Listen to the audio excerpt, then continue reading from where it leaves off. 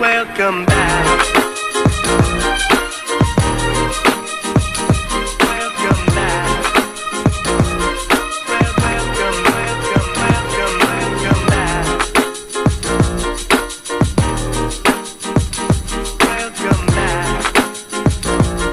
Welcome back. Welcome back. Welcome to Tea with Honey. It's your girl HoneyDaVinci, and I'm back with another video. So today I'll be doing another segment of the review, and I'll be covering Love and Hip Hop Atlanta Season 10, Episode 8. And so I'm going to be covering the highlights of the episodes. I'm not going to go over every little detail, just the big moments that happened in the show.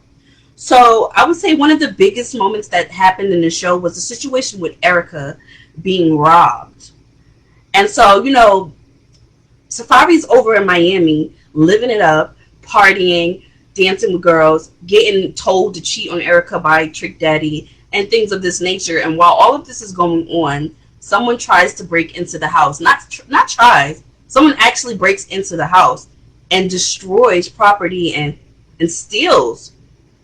And so when this happens, Erica is obviously afraid and all of these things. And Safari does not even take it into his mind to even come home, which makes me feel like it's a large possibility that Safari had something to do with it. Now, I'm going to tell you why I think that, and this is all allegedly. I don't know them personally. I wasn't there. But my mind, if I was Erica, Safari will be my number one suspect for this situation. Why? Let me take a sip and I'm going to tell you why.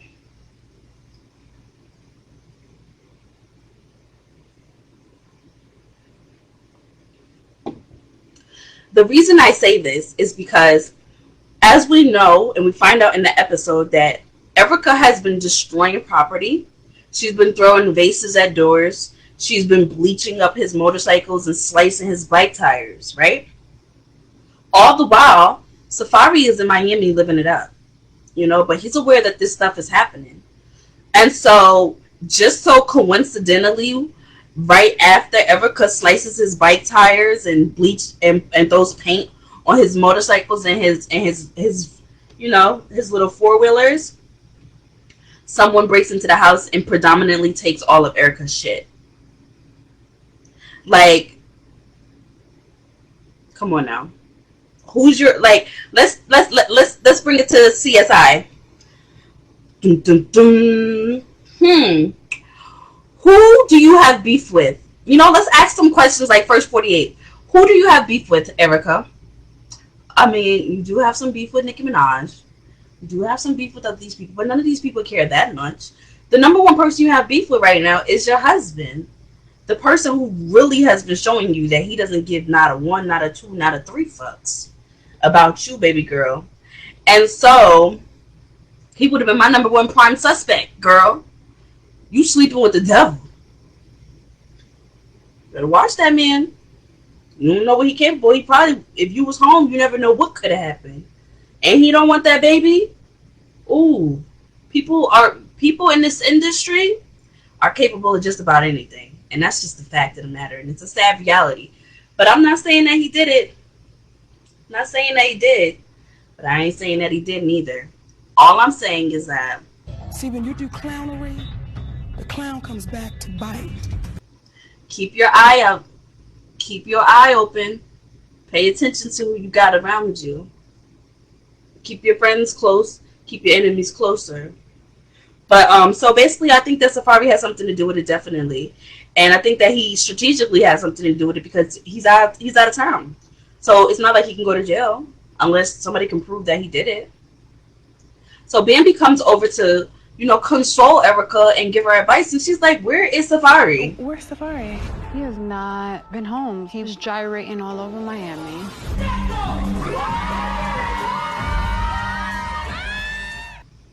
Where is he? And you could tell that Bambi was getting very emotional, even though she didn't cry, because she's not just naturally a crier. But she was getting very emotional because it's a hurtful situation when you understand what somebody's going through and they're going through the same shit at the same time. Now, baby hasn't gotten robbed or anything, but shit, her baby daddy acting up too, And it's like, damn, It's fucked up because Erica's like done. Like she's ready to get a divorce. She can't take it anymore, and it's bringing out her bad side. Now, a lot of people are assuming, right? Initially, a lot of people were assuming that all of this stuff going on between Erica and Safari was all Erica because Erica is a firecracker. But from the start of the season, we were getting to really see that it was Safari and that Erica's been chilling and Safari's just been being on some straight up. He don't care. He's just pushing and pushing and pushing Erica.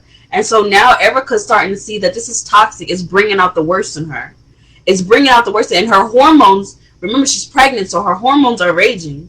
Her poor hormones are raging. So now it's getting a little bit tougher to let shit slide because the baby inside of her ain't having that. Lil Straight ain't having that. Lil Straight like, mama get him. So Lil Straight been having mama go crazy on them.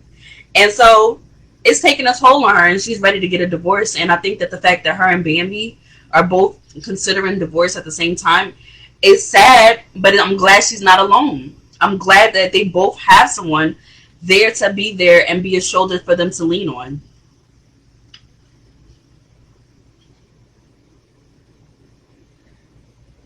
If you get my drift. So another big moment that happened in the show was I love this type of stuff.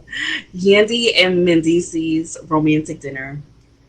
Now, there's been a lot of controversy within the Yandy and Mendice household, especially with this whole Infinity situation. And on the family reunion, you know, there was a situation where Mendice's was asked by Yandy, because they had like this whole therapy session about their relationship. And Mendice felt like Yandy wasn't doing enough. She wasn't showing up enough when he was in jail. And Yandy was trying to break it down to him like, listen, I was in jail with you. I wasn't physically there, but mentally, emotionally, I was depressed. I had all this stuff going on. I became a single mom. And you think that I wasn't there for you? I kept books. I answered your calls. I did all these things for you.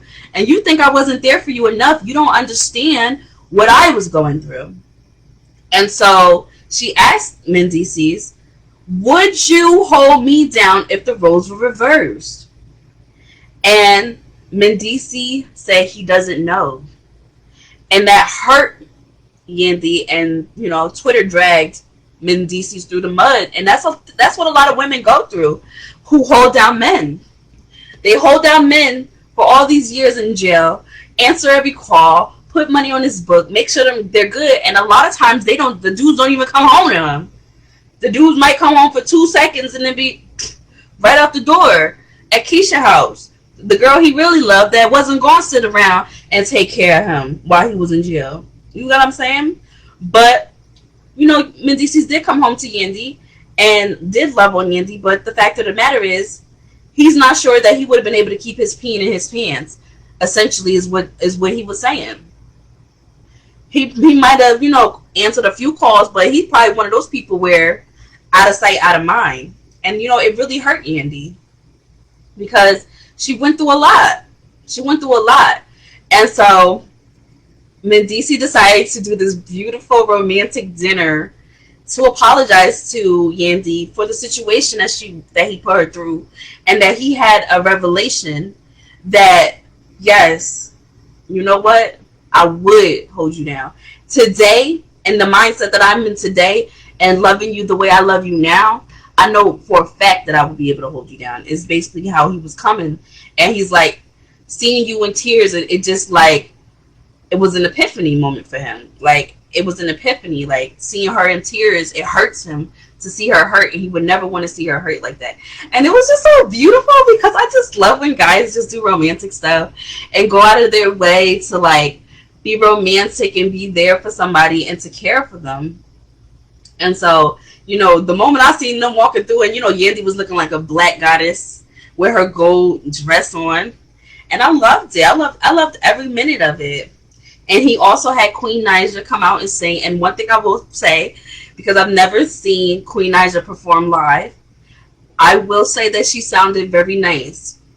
She sounded good. Like record good, like on record. You know what I mean? Some people can sing good on a record. Like in the studio, they can fix their voices up. But when they sing live, it's like glass breaking, you know what I mean? And so I think Queen Aja did a great job. And in this moment that they're having, he presents Yandy with the fact that the judge did agree to allow him to go to Dubai, and he wanted to renew their vows and basically get married all over again. And I thought that was very touching, and I thought that was very beautiful, you know?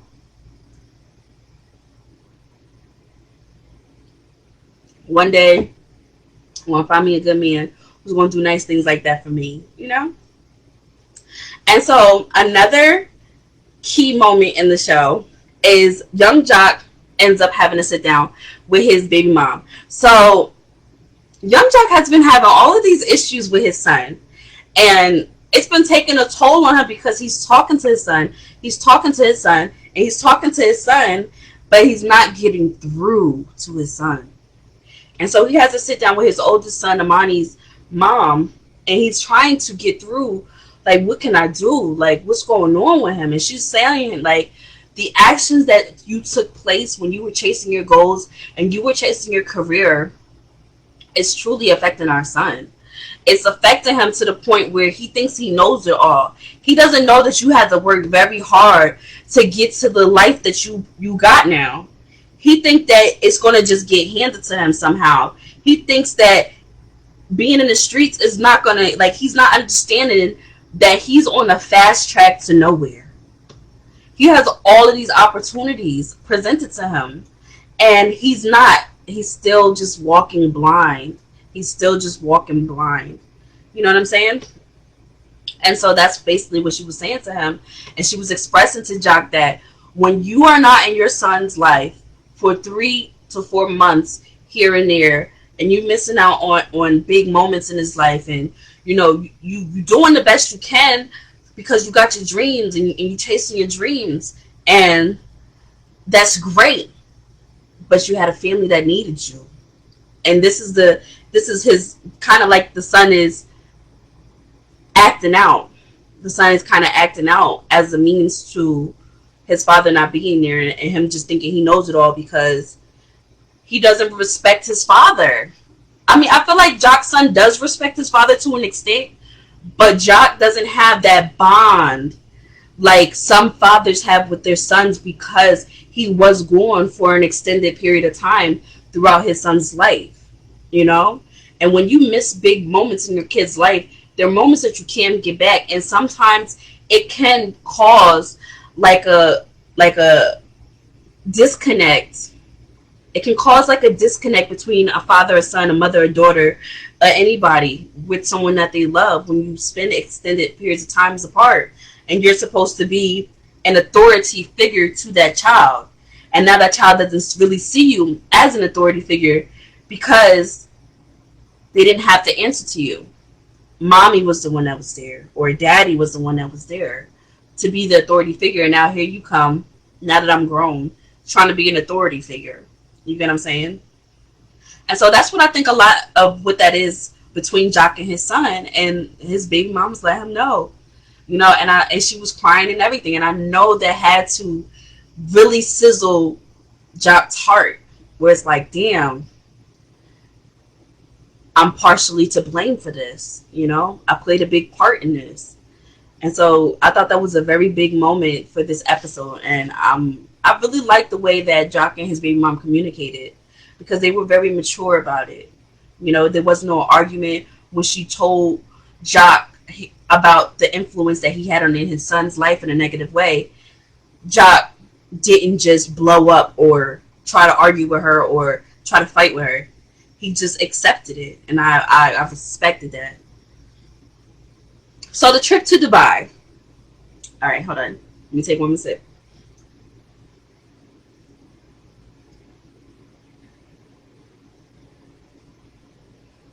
All right, so the trip to Dubai. So, you know, Yandy has everybody out there. Bambi and Erica and Scrap and Safari weren't able to make it because they can go into labor at any time. And so they had to stay back. But, you know, they're out in Dubai enjoying the scenery, enjoying the lavish life and things like that. But Rasheeda is just not quite feeling like herself. And so, they go on boat rides and they're enjoying the scenery and they're going to the store and trying Viagra and all types of things, having a grand old time. But Rasheeda just cannot get, she just doesn't feel well. She feels ill. She's like about to pass out and stuff. And I know that feeling, girl. That ain't no joke. And so she pulls Yandy to the side and lets Yandy know, like, I think it's a strong possibility that I might be pregnant. And Lord, please don't let me be pregnant, because what am I about to do if I am pregnant? I ain't going to be able to enjoy our time out here in Dubai. I ain't going to be able to celebrate my birthday. It's my birthday weekend and Sierra's birthday weekend. And then freaking Yandy and Medici's is about to renew their vows. And it's like, I'm pregnant, so I'm not going to be able to, like, get the full effect of the adventure. And so, it's just a moment of, damn, freaking Rasheeda might be pregnant. And we know what happened the last time Rasheeda was pregnant. I don't know if you caught that reference, but that's when it's not even funny. I really shouldn't be laughing, but when Kirk told Rasheeda, you might have to X that out. You might have to X that out. You might have to X that one right on out. And made her get a DNA test. Like, let's not forget, Kirk was definitely the original foul-ass baby daddy while his baby mom was pregnant. He was the original. He started the shit. And for all we know, he got her pregnant on purpose because he's like, oh, these guys having too much fun disrespecting their baby mamas. I gotta get in on this. Ugh. And he just shot up the club. But, yeah. So, it's a strong possibility that Rasheeda might be pregnant. And so, Yandy said that they're going to get her a test to see if she is. What the hell am I going to do being pregnant? Yo, imagine if Rasheeda, Erica, and Bambi were all pregnant at the same time. Oh my gosh. Hopefully, if Rasheeda is pregnant, this will be Kirk's opportunity to redeem himself from the last pregnancy. Hopefully. But, like, that's a scary one. Like Rasheeda was telling Yandy, like, it's just sad that all of these wives have to be in a situation of, like, feeling like it's not okay. Like, she's worried about how they're in a good space right now. Like, could this change the direction of the progression with her being pregnant? And a lot of times, unfortunately, that does happen in relationships. The biggest one.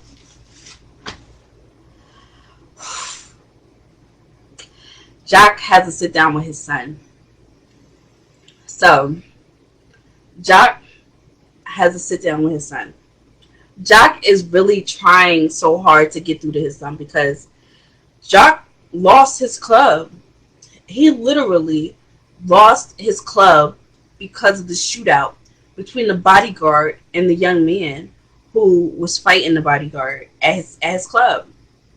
And so Jack brings his son to the club to show him, like, you see the blood, you see the caution tape, you see the detectives over here, like, but you're still friends with this young man who did this. You're not understanding that this can greatly affect your life.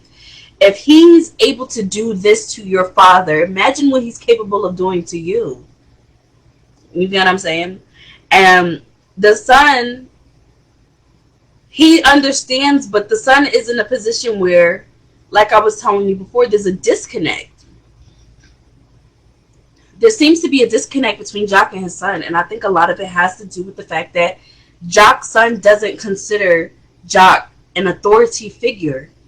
He considers Jack to be like a brother. Like, they have more like a brother, a big brother, little brother relationship. They don't have like a father-son relationship, and I think that has a lot to do with the extended periods of time that Jack will spend away from his son.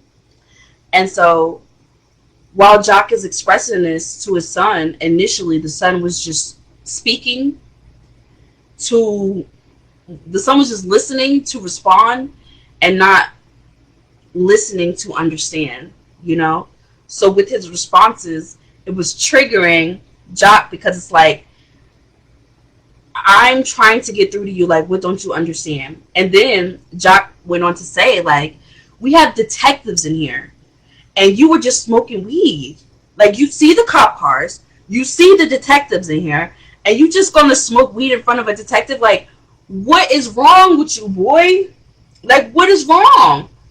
And the son is so nonchalant that I feel like it caused, like, this explosive reaction from Jock, where it's like, boy, what is wrong with you?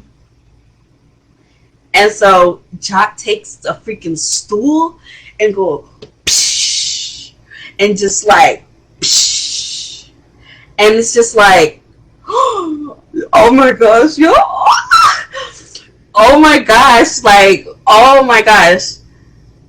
The son was in shock. I was in shock. And I'm pretty sure everybody in the room was in shock, because, like, the glass broke. It was like a big ass empty fish tank, it looked like. And he just broke it with a stool. He's strong. But, so when this is happening, the son changes his tune a little bit, right?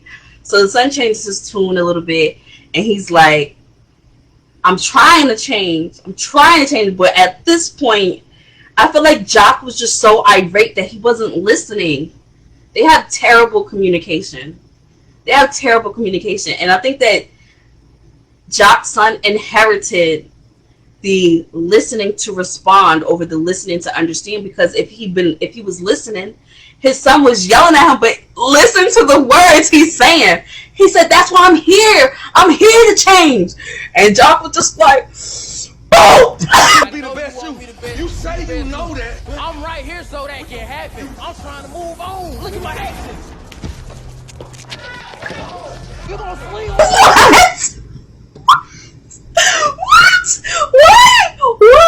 What? Why did you hit him? Why did you hit him, Jock? Why did you hit him? He said, that's what I'm here. I'm here to change. He's a little like.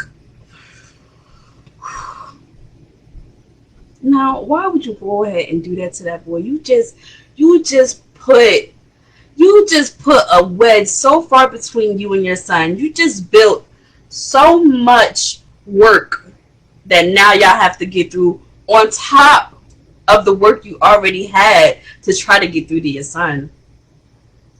It's sad.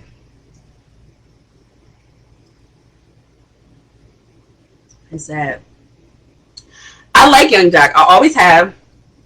I've never seen Young Jock that angry. He's pretty much a cool dude.